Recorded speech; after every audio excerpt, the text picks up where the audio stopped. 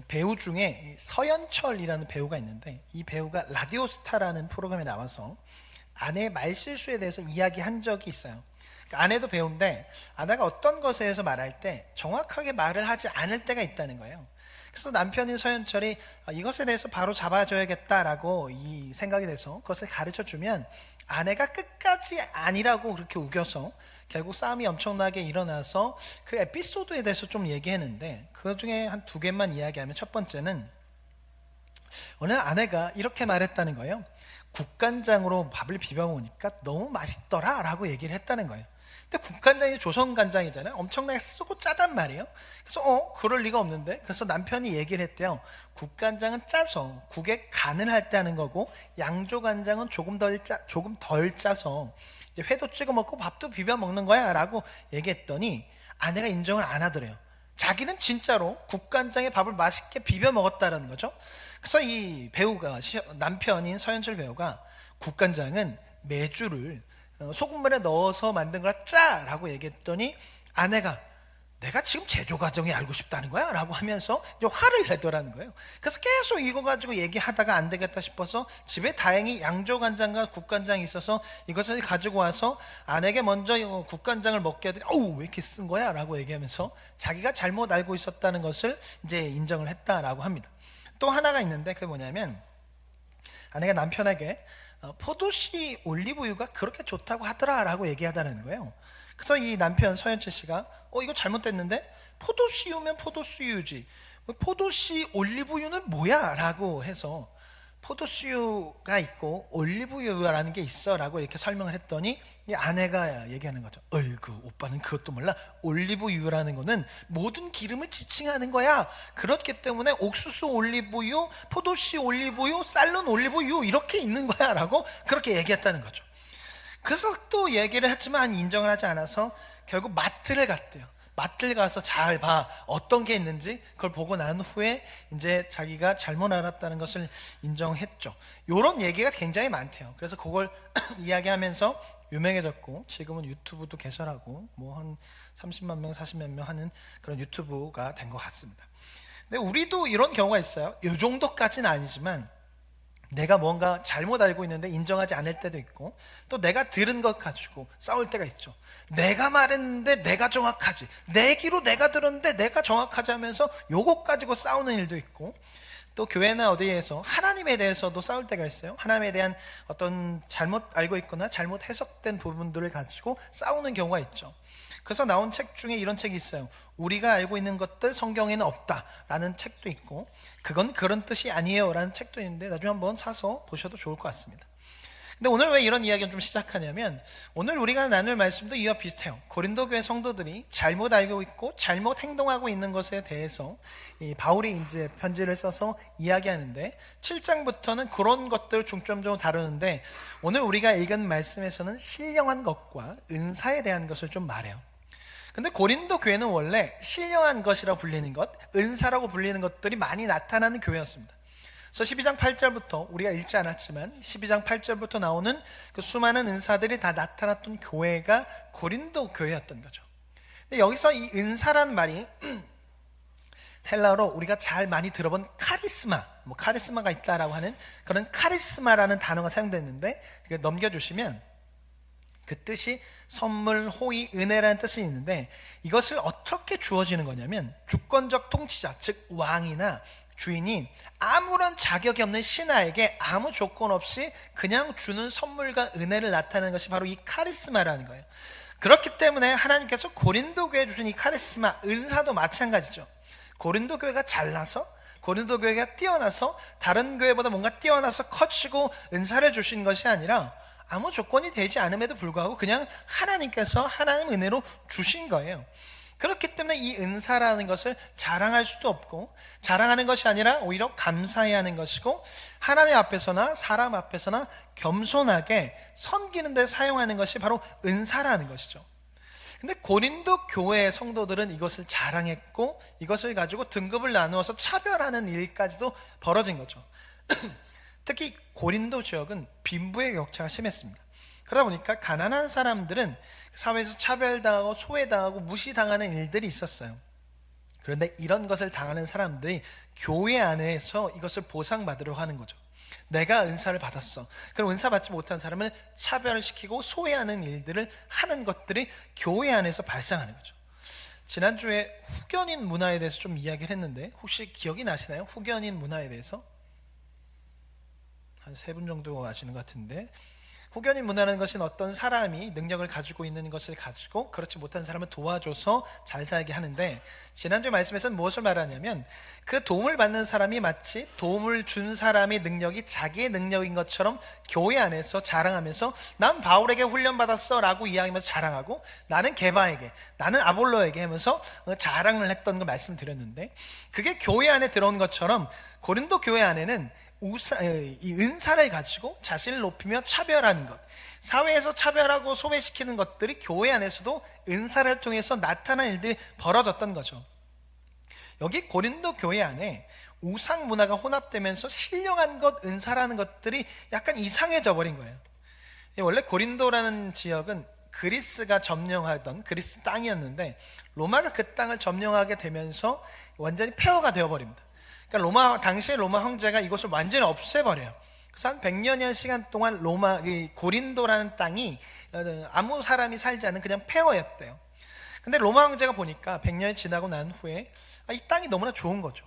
동서양을 연결해주는 그런 항구가 되고 여러 무역로로 사용할 수 있으니까 로마 황제가 이곳을 다시 부활시켜야겠다 생각해서 퇴역한 군인들을 그 고린도 지역으로 보내고, 은퇴한 원로들을 휴양지로 살 수 있도록 그렇게 꾸미고 보내고, 또한 수많은 사람들이 살 수 있도록 여러 가지 혜택을 줘요. 그곳에 오면 로마 시민권을 주고 여러 가지 혜택을 주어서 수많은 사람들이 다시 고린도로 들어올 수 있도록, 그래서 고린도라는 그런 지역이 그렇게 생기게 되는 거죠. 그러다 보니까 수많은 사람이 들어오니까 수많은 종교도 함께 들어오게 되는 거죠. 그러다 보니까 여러 종교들이 있는 그런 신전들과 기념물들이 있는데, 거기서 신전에서 제사를 드릴 때 어떤 황홀경, 막 혼자 중얼거리고 모르는 말 막 하는 그런 행위를 하면 신이 임했다라고 생각을 했어요. 당시에 고린도 지역에 있는 사람들. 그러니까 우리가 제가 무당을 실제로 본 적은 없는데, 그 드라마 같은 데서 보면 무당들이 막 이렇게 하면 빙의가 되었다, 신이 임했다라고 그렇게 말하는 것처럼, 당시 고린도 지역에 있는 사람들도 그런 황홀경에 빠진 상태가 나타나면 신이 임했다, 신이 말씀하신다라고 생각을 한 거죠. 이런 생각들이 교회 안으로 들어오게 되면서 고린도 교회의 사람들도 신령한 것에 대해서, 은사에 대해서도 오해하는 거죠. 황홀경에 빠져서 뭔가 중얼거리면 신이 임했다, 신령한 것이다 라고 생각하고, 그 상태로 무언가를 하면 신령한 것이라고 생각하는 거죠. 그러다 보니까 고린도 교회에서 가장 은사 중에 쳐주는 은사는 방언이 되는 거예요. 방언은 알지 못하는 말을 계속 중얼거리면서 기도하니까 그 방언 받은 것이 최고의 은사라고 생각하게 되는 거죠. 그래서 바울은 이제 이러한 것을 바로잡기 위해서 1절부터 신령한 것에 대해서 설명하기 시작하는데, 한 장 넘겨주시면, 신령한 것이라는 것은 헬라어로 푸뉴마티코스가 사용되는데, 이것은 하나님의 영으로부터 나온 것, 하나님의 성품을 드러내는 것이라는 뜻을 가지고 있어요. 즉 하나님께서 어떤 사람을 통해서 그 하나님의 뜻이 무엇인지 알게 하고 그 뜻을 나타나기 위해서 특별히 주시는 것이라고 말할 수 있는 거죠. 근데 하나님께서 이런 것을 주실 때, 오늘 우리가 읽은 말씀 2절에 나온 것처럼 우상이 끌고 가듯이, 우상에게 끌려가듯이 이런 것을 주시는 것이 아니에요. 그러니까 황홀경에 빠져서 내가 나를 통제하지 못하는 상황 가운데 주시는 분이 아니라는 거죠. 생각할 수 있는 상태에서 이런 것을 주셨고, 질문할 수 있는 상태에서 주셨고, 또 질문하게도 하시고, 소통할 수 있는 상태에서 이런 것들을 주셨어요. 그러니까 강제로 끌고 가거나 억지로 끌고 가지 않으신 거죠.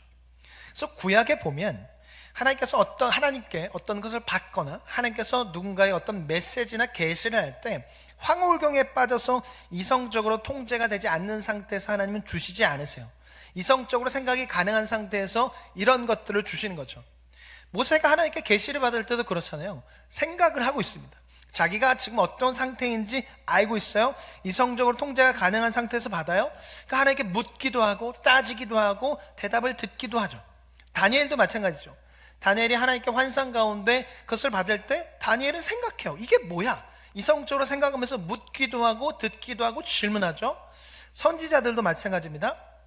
하나님께 어떤 계시의 말씀을 들을 때 자신의 상태를 알고 있어요. 그래서 이사야가 내 입술이 부정합니다라고 그렇게 이야기하기도 하고 질문하기도 하고 어떤 선지자는 화까지도 내죠. 그러니까 하나님께서 어떤 걸 주실 때 이성적으로 생각이 가능한 상태에서 주시는 거예요. 끌고 가시는 것이 아니라 인격적으로 대하시는 거죠. 그리고 하나님께서 이러한 것들을 어떤 사람에게 주실 때는 자랑하기 위해서 주시는 것이 아니라 그 공동체에 하나님의 뜻을 전하게 하기 위해서, 그리고 그래서 그 뜻대로 그 공동체가 가게 하기 위해서 주셨어요. 그러니까 하나님의 뜻을 알아서 하나님 뜻대로 가게 하고 하나님의 사랑을 알아서 그 하나님께로 나아가게 하기 위해서 신령한 것이라는 것을 주신 거죠. 그렇게 진짜 신령한 자는 하나님으로부터 받은 그 은사를 가지고 내가 아닌 하나님을 나타내고 하나님의 뜻과 사랑을 나타내서 공동체에 유익을 주고 하나가 되게 하는 것이 바로 신령한 자라는 거죠. 그래서 신령한 자는 하나가 되게 하기 위해서 오신 분, 하나님의 사랑과 그 성품이 무엇인지 보여주기 위해 오신 예수님을 나타내야 해요. 예수님께서 오신 목적이 하나님의 성품을 나타내고 하나님이 어떤 분인지를 보여주시기 위해서 하나님의 뜻을 이루기 위해 오셨기 때문에 신령한 자는 하나님으로부터 나오신 예수님을 나타내야 하는 거예요. 신령한 것을 통해서 자신을 드러나고 자신을 자랑하는 것이 아니라 예수님을 나타내고 예수님을 자랑해야 되는 거죠. 그러나 고린도 교회 성도들은 자신들을 향해 신령한 자라고 말하면서도 예수님을 닮은 모습이 나타나지가 않는 거예요. 삶에서 예수님을 주라고 고백하는 모습도 잘 나타나지 않고 예수님에 대해서 전하는 일들도 잘 나타나지 않았어요. 오히려 자신의 능력과 은사를 나타내며 높인 거죠. 당시 로마 사회에서 예수님은 십자가 달려 죽은 자예요. 십자가 달리는 것은 극악무도한 죄를 저질렀거나 아니면 로마에 대항해서 구테타를 일으켰거나 라는 거죠. 그래서 십자가 달린 자는 저주받은 자, 극악무도한 죄를 저지른 자, 구테타를 일으킨 자인 거예요. 예수님은 그런 자인 거죠. 거기에 이 주라는 말, 헬라로 퀴리오스인데 이 퀴리오스라는 것은 주인, 주님이란 뜻이 있는데 이게 누구에게 사용됐냐면 주인에게도 사용되지만 당시에 로마 황제를 나타낼 때 이 퀴리오스, 주라는 단어를 사용했습니다. 복음이라는 말도 마찬가지예요. 로마 황제가 어떤 서신을 보내거나 아들이 태어나거나 무언가 자신과 관련된 일이 나타날 때 공문을 보내면 복음입니다 라고 하면서 그런 공문을 보냈어요. 그런데 이런 상황에 있는 가운데 예수님을 향해 주라고 말하고 예수님을 향해 구원자라고 말하는 것은 자칫 로마 황제에게 저항하고 대항하는 것이 될 수 있고 로마 황제가 아닌 다른 왕을 섬기는 것으로 여겨져서 끌려갈 수도 있는 거죠. 특히 고린도 지역은 아까 앞전에 말씀드린 것처럼 어떤 특혜를 많이 준 지역이에요. 그러니까 그곳에 살고 있는 사람들은 로마 황제에 대해서 아주 선호적인 거죠. 로마 황제에 대해서 충성심이 강하고 로마인이라는 자부심이 강한 곳이 고린도 지역이에요. 특혜를 여러 가지 주었으니까. 근데 이런 지역에서 구테타를 일으키고 극악무도한 죄를 저질렀고 저주를 받아서 십자가 달려 죽었다고 생각하는 그 예수님을 향해 로마 황제에게 사용되는 그 호칭 퀴리오스를 사용하고 그 예수님을 향해서 구원자라고 말하는 행동은 더욱더 위험한 행동이 될 수 있고 또한 어리석은 행동, 정신 나간, 저거 정신 나갔구만 라는 그런 사람 취급을 받을 수 있는 거죠. 그러니까 예수를 주라고 고백하면 그 사회 안에서 따돌림 당할 수 있고 무시당할 수 있고 끌려당할 수 있는 곳이 고린도였던 거예요. 그러다 보니까 바울이 3절에서 이렇게 말한 거예요. 하나님의 영으로 말하는 자는 누구든지 예수를 저주받은 자라고 말할 수 없고 말하지 않고 성령이 아니하고는 누구든지 주라고 고백할 수 없다. 예수를 주라 할 수 없다라고 얘기하는 겁니다. 그러나 고린도 교회 성도들은 스스로 신령한 자라고 말하면서 자신이 받은 은사가 최고라고 말하면서도 예수님에 대한 이야기를 하지 않았고 예수님을 드러내지 않은 거죠. 근데 우리 한국 교회에서도 이런 모습들이 나타날 때가 있었어요. 그러니까 과거 부흥회나 성령 집회할 때 그러니까 예수님이 전혀 없고 그냥 눈에 보이는 것들만 구하고 그런 것으로 가득 채워질 때가 있었어요. 저도 이제 그 시대에 교회를 다녔으니까 그러니까 눈에 보이는 것들을 중점적으로 구하고 그것이 다인 집회가 있는 거죠. 뭐 방언을 받기 위한 집회만 있고 방언 통변을 받기 위한 그런 집회들이 있는 거죠. 그러니까 예수님에 대한 이야기도 없고 말씀도 없는, 그래서 말씀을 읽지만 말씀에 대한 내용은 하나도 없고 지난 교회에서 모두가 다 방언 받았으니 여러분 모두 방언 받을 겁니다. 그러면 이제 다 크게 아멘하고 그렇게 이제 방언을 받읍시다라고 하고, 심지어 어떤 훈련원에서는 강고를 할 때 우리 훈련원에 오면 모두 다 방언을 받을 수 있습니다라고 하는 광고도 했어요. 제가 거기 또 가봤거든요. 저희 교회 또 전도사님이 그곳에 가자라고 해가지고 갔는데, 오늘 모두 방언 받을 겁니다. 이제 산에 올라가서 기도하는데 방언 못 받을까지 아무도 못 내려갑니다라고 하면서 하는 그런 데 간 적도 있어요. 이런 것이 있다 보니까 그것이 계속 이제 교회 안에 머물러 있는 거죠. 교회 안에 그것이 신앙의 전부이라고 생각하고 눈에 보이는 것이 하나님께 복받은 것이라고 생각하는 거죠. 그래서 재정적으로 어려우면 믿음이 약해서 기도하지 않아서라고 얘기하기도 하고, 교회가 커지지 않으면 능력을 받지 못해서라고 말하기도 하고, 심지어 방언을 받지 못하면 구원받지 못한 것이다 라고 말하는 일들도 많이 있었습니다. 교회가 점점 눈에 보이는 것을 쫓고 세상의 가치관과 번영이 들어온 거죠. 고린도 교회 안에 들어온 것처럼. 근데 이것이 오늘날 우리에게도 조금 남아있는 것 같아요. 그래서 우리가 구하는 것들과 우리가 가지고 있는 관심사를 보면 알 수 있어요. 기도할 때 어떤 것을 자주 구하고, 또 찬양을 부르거나 들을 때 어떤 내용의 찬양과 그런 내용의 찬양을 듣고 부르는지, 또 성경 말씀에서 어떤 말씀을 더 선호하고 보는지를 통해서 알 수 있어요. 그 안에 예수님이 있고 예수님을 알려고 하는 것이 있는지 그렇지 않는지. 근데 그렇지 않은 경우가 많아요. 물론 우리는 하나님께 위로를 받고 말씀 안에서, 찬양 안에서 위로를 받아야 합니다. 그렇게 지어졌고 또 그렇게 하라고 말씀을 주셨고 기도와 찬양을 주신 거예요. 그러나 신령한 자, 성령에 속한 자는 그것으로 끝나서는 안 되는 거죠. 눈에 보이는 것을 구하는 것에서 끝나지 말고 우리를 구원하신, 우리를 위해서 이 땅에 오신, 아무런 자격도 없는 우리를 하나님의 자녀로 만들기 위해서 이 땅에 오신 예수님을 나타내야 하고 예수님을 따름이 있어야 하는 것입니다. 어릴 적에 아버지를 볼 때는 아버지의 얼굴이 아니라 아버지의 손을 본 것 같아요. 그러니까 아버지 손에 무엇이 들려 있는가를 보는 거죠. 제가 크림빵을 좋아했는데 아버지가 크림빵을 사왔는가를 보는 거죠. 그러니까 어디 갔다 오시면 손에 크림빵이 있는가, 빵봉지가 들려 있는가, 뭔가 사오셨는가를 보는 거죠. 근데 어디 갔다 오셨는데 손에 무엇인가 들려 있지 않으면 안 사왔네, 안 사오셨네 하고 방으로 들어가는 거죠. 아버지 얼굴을 본 적이 없는 것 같아요. 손만 보는 거죠. 손에 들려있냐? 그럼 아버지에게 가고, 손에 아무것도 없다? 그럼 그냥 방에서 나오지 않는 거죠.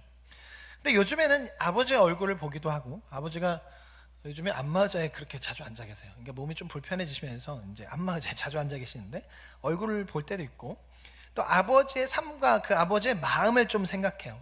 그러니까 제가 이제 아빠가 됐잖아요. 아빠가 되면서 아이들이 커가면서 그런 생각을 해요. 그때 아버지는 어떤 마음이셨을까? 그때 아버지는 어떤 마음에서 그런 말씀을 하신 걸까? 그때 아버지는 일어섰겠구나. 그때 아버지는 이게 사랑이었구나라는 것을 알게 된 거죠. 그러면서 예전에는 서운했던 것들, 예전에는 기분이 나빴던 것들이 더 이상 그렇지 않게 되었습니다. 그러니까 아버지의 손이 아닌 아버지의 마음과 아버지의 삶을 보게 되니까 이제는 서운함이 아닌 감사함으로 다가오게 되는 거죠. 우리의 신앙생활도 마찬가지입니다. 하나님의 손을 볼 때가 있고 그 손을 통해 주어지는 것을 구하며 바라며 살아갈 때가 있어요. 그렇게 살아가야 하고, 그런데 그것에서 끝이 아니라 하나님의 마음을 봐야 하고, 그 마음을 볼 때 우리는 손을 볼 때보다, 하나님의 손을 볼 때보다 더 크신 하나님의 사랑을 알게 되는 거죠. 그리고 그 크신 하나님의 사랑을 우리는 예수님을 통해서 가장 잘 알 수 있어요. 왜냐하면 예수님이 그 하나님을 이 땅에 있는 사람들에게 직접 보여주시기 위해서 내려오셨거든요. 사랑하는 성도 여러분, 신령한 것은 하나님으로부터 나온 것이고 하나님의 성품을 나타내는 것이기 때문에 신령한 것 끝에는 예수님이 있어야 합니다. 예수님께서 하나님으로부터 나왔고 예수님이 하나님이 어떤 분인지를 나타내는 분이기에 신령한 것 끝에는 예수님이 있어야 하는 거죠. 그래서 신령한 자, 성령에 속한 자는 시선을 나에게서 예수님께로 옮기죠. 어떻게 하면 예수님을 닮은 모습을 나타낼 수 있을까? 어떻게 하면 예수님의 뜻대로 살아갈 수 있을까? 예수님이라면 어떻게 하셨을까? 예수님의 뜻은 무엇일까를 생각하며 살아가는 거죠. 그리고 진짜 신령한 자는 그렇지 못한 모습을 발견되었을 때 그것을 가지고 주님께 나아가서 기도하는 거죠. 주님, 나에게서 그 예수님을 닮은 모습이 나타나게 해주십시오 라고 말이죠. 사랑하는 성도 여러분, 여러분의 시선은 어디에 있고 무엇을 나타내고 무엇을 구하고 있으신가요? 눈에 보이는 것을 구하고 그것에 시선이 가 있을까요? 아니면 예수님께 시선이 가 있고 예수님을 닮은 모습이 나타나게 해달라고 구하고 계신가요? 바울은 신령한 것에 대해서 눈에 보이는 어떤 현상보다 하나님으로부터 나온 그 예수님을 구주로 믿고 그 예수님을 나타내는 것, 그 예수님을 찬양하는 것, 그 예수님을 담는 것이라고 그렇게 말합니다. 우리의 삶에 예수님이 빠져 있지는 않은지, 예수님을 닮은 모습이 빠져 있지 않은지 한번 생각해 보셨으면 좋겠어요. 우리 안에 예수님으로 가득 채워질 때 우리는 신령한 자의 모습을 나타낼 수 있고, 우리를 통해 교회가 살아나고 하나가 되고 가정이 살아나고 하나가 될 수 있습니다. 이것을 구하십시오. 예수님을 닮은 삶을 살 수 있게 해달라고, 예수님의 사랑을 더욱더 알아서 그 사랑을 전하는 내가 될 수 있게 해달라고 구하시길 바랍니다. 사랑의 주님께서 여러분 안에, 그리고 여러분이 속한 공동체와 가정 안에 주님의 사랑과 은혜를 가득 부어 주실 것입니다. 두 번째, 바울은 4절부터 은사에 대해서 이야기를 하는데, 앞서 설명드린 것처럼 은사라는 것은 선물과 은혜라는 뜻이 있고, 이것은 왕이 아무런 자격이 없는 자에게 아무 조건 없이 그냥 주는 선물이라고 말씀드렸어요. 그래서 은사라는 것은 하나님께서 자격이 없는 자에게 그냥 거저 주시는 선물, 아무 조건 없이 은혜로 주신 선물이 바로 은사예요. 그래서 자랑할 수도 없고 그것을 가지고 누군가를 무시할 수도 없는 겁니다. 예를 들면 이런 거예요. 어느 날 돈이 많은 아버지가 자녀들이 너무나 이쁘고 다 커서 이제 자동차를 사주기로 해요. 네 남매에게. 그리고 자동차를 사줬는데, 아버지가 볼 때 첫째와 둘째와 셋째와 넷째 가지고 있는 그 성격과 그런 직업을 보고 각자에 맞춰서 차를 사줬어요. 첫째에겐 첫째에 맞는 것, 둘째, 셋째, 넷째. 근데 갑자기 둘째가 셋째에게 얘기하는 거죠. 너 내가 볼 때 네 차보다 내 차가 더 좋은 거 보니까 아버지가 나를 더 사랑하고 너는 능력이 좀 떨어지는 것 같아 라고 하면서 둘째와 셋째가 싸워요. 그때 막내가 등장해서, 막내는 큰 트럭을 받았거든요. 큰 트럭을 받은 막내가 내 차가 제일 커서 내가 제일 훌륭해 라고 하면서 싸우는 거죠. 첫째는 아니야, 내 차는 저 스포츠카가 훨씬 더 좋은 거 하면서 싸우는 거예요. 이런 일이 벌어지면 아버지가 어떤 생각이 들까요? 어이가 없고 차를 다 뺏고 싶겠죠. 근데 은사라는 것이 그렇다라는 거예요. 하나님께서 그냥 거저 주신 선물이고 은혜의 선물인 거죠. 우리를 사랑하시고 우리를 하나가 되게 하기 위해서 주신 선물이 바로 이 은사라는 거죠. 그래서 자랑하거나 누군가를 무시할 수가 없어요.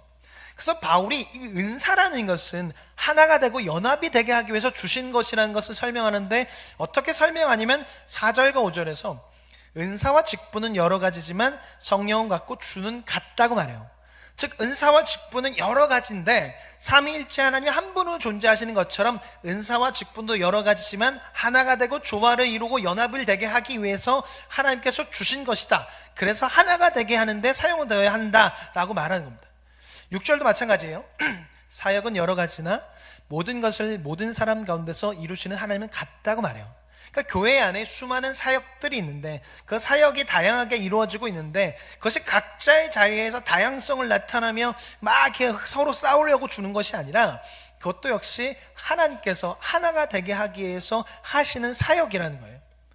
바울은 지금 고린도 교회 안에 수많은 은사들이 나타나고 있고, 또 교회 안에 여러 사역들과 또 교회 일을 감당한 직분들이 있는데, 이런 것들을 가지고 서로 잘난 체하고 싸우며 상처를 주고 등급을 나누기 위해 주신 것이 아니라 서로를 위로하며 사랑하고 섬기게 하기 위해 주어졌고, 교회가 하나가 되게 하기 위해서, 교회를 바르게 세우기 위해서, 예수님의 사랑을 전하게 하기 위해서 나타내신 거라고 말하고 있는 거예요.